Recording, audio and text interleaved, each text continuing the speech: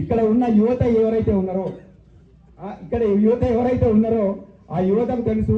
నేను ఏమనట్లేదు ఈ మధ్యలో, ఏమనంటే పెన్ను పెట్టేస్తున్నాను, పెన్ను పెట్టేసి సింపుల్గా తీసుకుపోయి సిద్దిపేట జైలునో చెంచల్గూడనో లేకుంటే అది ఇంకో జైలు ఉంటుంది, ఏంటది హైదరాబాద్లో చెర్లపల్లి జైలు కానీ, లేకుంటే ఎక్కడ వేకెన్సీ లేకపోతే కరీంనగర్ జైలు కానీ అందులో తరలించి రావడం అనేది జరుగుతూ ఉంది.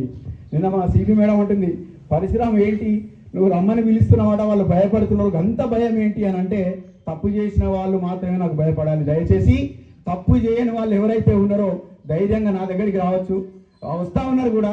తప్పు చేసిన వాళ్ళు మాత్రమే భయపడుతున్నారు నా దగ్గరికి రావడానికి. ఎందుకు అనంటే నా పెన్ను అనేది గట్టిగానే పనిచేస్తుంది.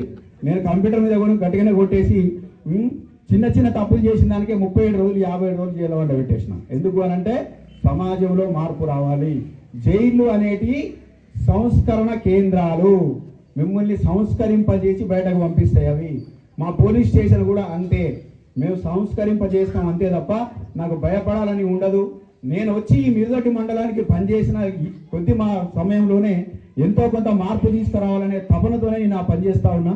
ఎవరి మీద నాకు వ్యక్తిగతమైన కోపాలు ఉండవు, పగలు అసలే ఉండవు. ఇక్కడ నుంచి రేపు పొద్దుగాల ట్రాన్స్ఫర్ అయ్యి ఎక్కడికే వెళ్ళిపోతాం, వెళ్ళిపోయిన తర్వాత మిరుదొడ్డిని మర్చిపోతూ ఉంటాం. మళ్ళీ ఎవరో కాంటాక్ట్లో ఉంటే తప్ప మళ్ళీ ఆ ముఖాలు మర్చిపోయి అబ్బా సారీ అబ్బా నీ పేరు గుర్తు రావట్లేదని గత పోలీస్ స్టేషన్లో వాళ్ళని రిక్వెస్ట్ చేసుకుంటూ వాళ్ళ పేర్లు అడిగే పరిస్థితి ఉంటుంది మాకు. ఎవరిని కూడా వ్యక్తిగతమైన పగలు ప్రతీకారాల కోసం మాత్రం పనిచేయడం అనేది జరగదు, ఏ ఉద్యోగం అయినా కూడా. కాకపోతే సమాజంలో మార్పు తీసుకురావాలి. ఎంతో కొంత మేము పనిచేసిన దానికి అక్కడ కొంత మంచి జరిగింది అంటే అది మాకు సంతృప్తినిస్తుంది కాబట్టి ఆ ఉద్దేశంతోనే పనిచేస్తూ ఉంటాం. దానిలో భాగంగా అందరూ కూడా సహకరిస్తున్నందుకు నాకు చాలా సంతోషం. ఇట్లాంటి కార్యక్రమాలు పెట్టేసి నిజంగా యాంటీ డ్రగ్స్ అనేది చాలా మంచి కార్యక్రమం. దీన్ని జిల్లా వ్యాప్తం చేసేస్తే దీని యొక్క ఇన్ఫ్లుయెన్స్ మిగతా పక్క జిల్లాలకు కూడా వ్యాపించేసి ఈ మన తెలంగాణ రాష్ట్రంలోనే డ్రగ్స్ అనే మహమ్మారిని లేకుండా చేయాలనే సంకల్పంతోనే ప్రస్తుతం గవర్నమెంట్లు కూడా చాలా కట్టుదిట్టమైన చట్టాలను కూడా తయారు చేసేసి ముందుకు తీసుకురావడం జరిగింది. ఇప్పుడు వచ్చిన కొత్త చట్టాలు కూడా చాలా కఠినంగా ఉన్నాయి.